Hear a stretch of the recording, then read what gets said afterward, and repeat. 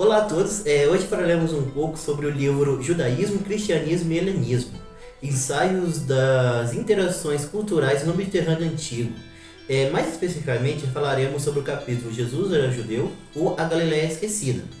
Esse livro foi feito pelos autores André Leonardo Chevtarese, que é professor titular do Instituto de História da Universidade Federal do Rio de Janeiro e atua no programa de pós-graduação em História Comparada do Instituto de História e no programa de pós-graduação em Arqueologia do Museu Nacional, em conjunto com a professora Gabriele Corneli, que é professora associada do Instituto de Ciências Humanas da Universidade de Brasília e é diretora da Carta da Unesco, Arte sobre as origens plurais do pensamento ocidental, e atua no programa de pós-graduação em Metafísica da mesma instituição, além de ser doutora em Ciência da Religião pela Universidade Metodista de São Paulo e doutora em Filosofia pela Universidade de São Paulo.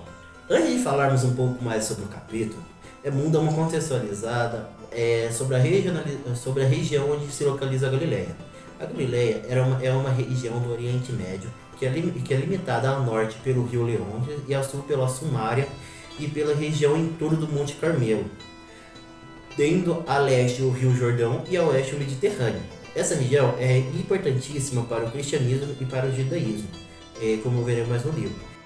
Em uma das suas falas, o autor vai dizer que, abre aspas, o objetivo desse ensaio é resgatar um ponto de vista sobre a história da Galileia, no tempo de Jesus, para melhor entendermos a tradição religiosa que constituiu o caos de culturas da figura histórica de Jesus nos evangelhos sinóticos. Isso. Quais foram as fontes que tiveram à disposição que o autor utilizou para a pesquisa sobre a Galileia? Primeiramente, ele utilizou a fonte do Flávio José, que foi um autor judeu, né, que depois recebeu cidadania romana e que descreveu a situação da Galileia no século. Porém, o José estava sendo uma fonte bastante problemática, porque ele estava envolvido pessoalmente na questão da Galileia, durante a grande revolta de 66 e 67, como general do governo revolucionário de Jerusalém. A sua posição política, interesses ideológicos, eles vão aparecer claramente nos seus textos, e acaba que ele não se torna uma testemunha sempre confiável, apesar de ser dispensável para perdermos mais desse período para realizarmos pesquisas sobre. Depois, ele utilizou os evangélicos sinóticos, Marcos e a fonte Q, de maneira especial. Mais importante ressaltar que a interação única dos textos não é de mostrar um panorama histórico da região, foi um relato histórico, basicamente. Esse texto evangélico é a literatura religiosa de uma comunidade geral, que irá ler o movimento de Jesus à luz das questões que a mesma comunidade está vivendo no tempo dela. E também, de grande importância para a pesquisa, sobre a Galileia nessa época, são escritos da literatura rabínica primitiva, a qual grande parte acaba sendo produzida na Galileia. O problema que vai aparecer depois no que é a sinagoga, e que os escritos na sua maioria se referem aos anos sucessivos, aos acontecimentos latinos do século I. Outra fonte importante também, não só nessa área, mas em várias outras também, em várias outras fontes de pesquisa, é a arqueologia, que está uma fonte essencial, principalmente depois das recentes escavações na Baixa Galileia. Qual vai ser a importância da Galileia para o cristianismo e o judaísmo? Então, para o cristianismo, a região é muito importante, pois foi onde Jesus nasceu e viveu grande parte da sua vida. Para o judaísmo, a Galileia faria parte do território sagrado de Israel, na concepção judaica, é a terra prometida. Agora, falando um pouco mais especificamente sobre a Galileia e a sua região, ela ficou sob domínio dos helênicos de 133 a 104 a.C. e os autores eles vão buscar entender o quão importante foi para aquela região e para os judeus daquela região esse domínio e todo esse tempo. Os autores vão dizer que mesmo nesse período, por mais que estivesse isolado politicamente de Judá, os judeus daquela região ainda iam para o templo, o que significaria que eles ainda estão ligados àquele lugar e àquela religião. Mas ao mesmo tempo vão ter muitos galileus que vão criticar justamente a questão do templo Então, alguns deles vão falar que é uma corrupção, até pelo que aconteceu dentro do templo, a venda de mercadorias. Então vai mostrar que por mais que eles fizessem migrações periódicas para aquela região, né, romarias, muitas vezes eles não estavam contentes em ir até lá. Pelo domínio que se deu dos helenísticos naquela região, foi sempre um domínio indireto, então por meio de representantes, nunca diretamente. Esse domínio propiciou, de acordo com os autores, que os galileus mantivessem a sua cultura também sobre essa região, por sempre ter havido um domínio indireto dos helênicos. Isso propiciou uma maior independência daquele povo, inclusive sobre uma aristocracia, porque nunca teve de fato uma aristocracia forte helênica naquela região, o que propiciou que eles fossem mais independentes, inclusive no âmbito cultural, religioso e ideológico. O povo galileu, de acordo com os autores, sempre buscou se defender dos abusos que eles sofriam, tanto dos asmoneus quanto dos helênicos, de uma forma prosaica. Sempre uma defesa ali que não era uma defesa de guerra, mas sempre uma defesa de, às vezes, você deixar de pagar algum imposto, ou às vezes você tentar fazer negociações, nunca um conflito direto, mas sempre conflitos indiretos, que não escalavam para coisas maiores, mas que ainda assim permitiam uma forma de luta e de manifestar essa insatisfação que eles tinham de estarem sobre esse domínio. Sobre isso, o autor vai dizer também que por esse motivo muitas vezes as leis de Judá não eram aplicadas ou não eram aplicadas na sua totalidade na Galileia, justamente porque o povo da Galileia tinha uma maior independência e não aceitava certos mandos e desmandos de Judá. Agora, falando um pouco sobre o domínio romano na região, o domínio região vai se dar também de forma indireta, então por meio de um representante. Esse representante vai ser o Hircano, que ele vai ser um dos judeus que vai ser responsável por liderar a representação romana naquela região. Os galileus vão começar a ter uma dupla tributação, porque eles vão ter que pagar tanto impostos para ele e para ajudar, quanto impostos diretamente para Roma, o que vai começar a favorecer uma maior escassez de recursos, que vai levar a uma escassez de recursos essenciais também, aumentando o banditismo social naquela região, que vai ser muito importante, como veremos a seguir.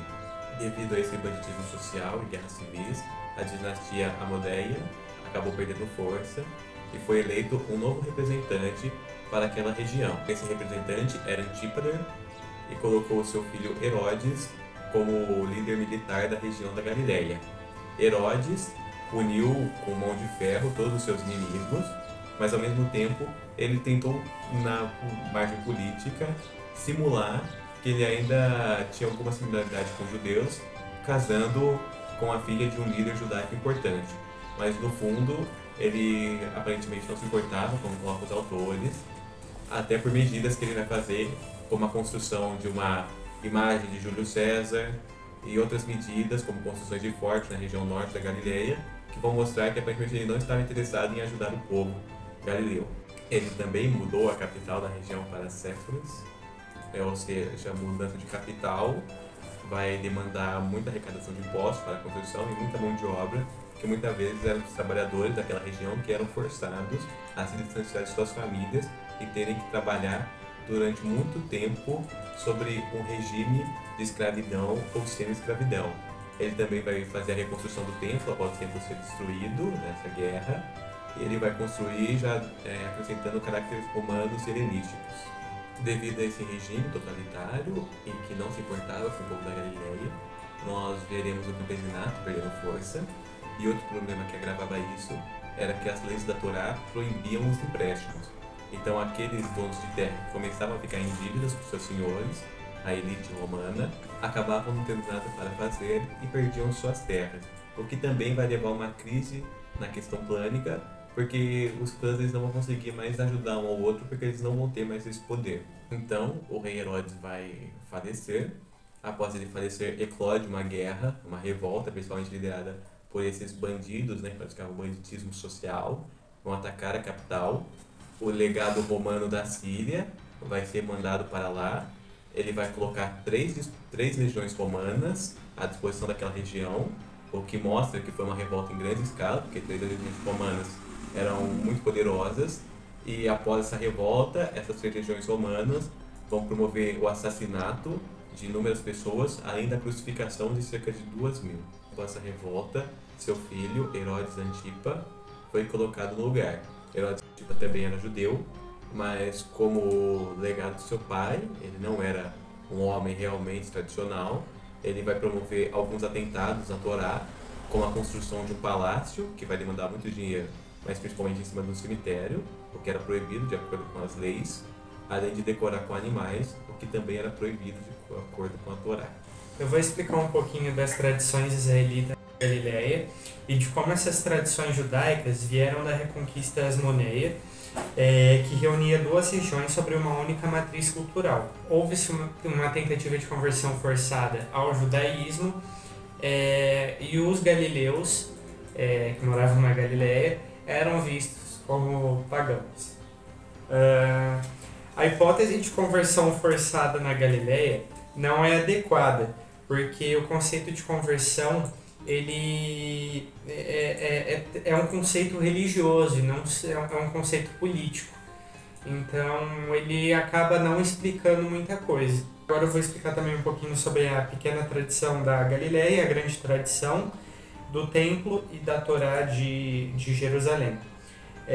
Os galileus geralmente realizavam romarias periódicas até o templo e era uma forma de demonstrar talvez uma lealdade ao judaísmo.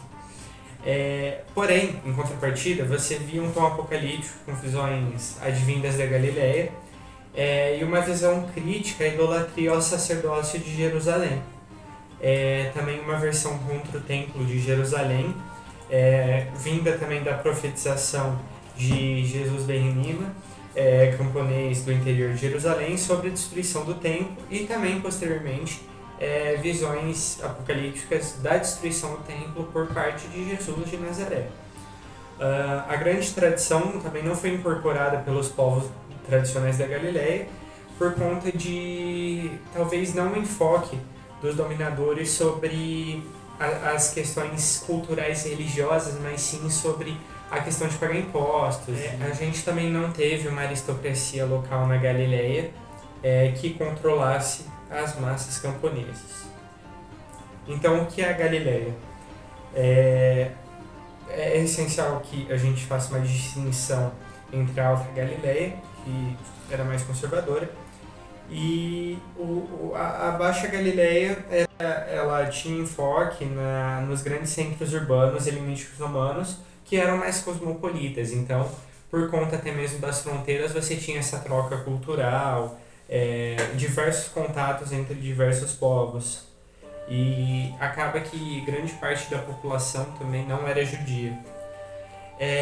Por fim, também houve uma discriminação dos costumes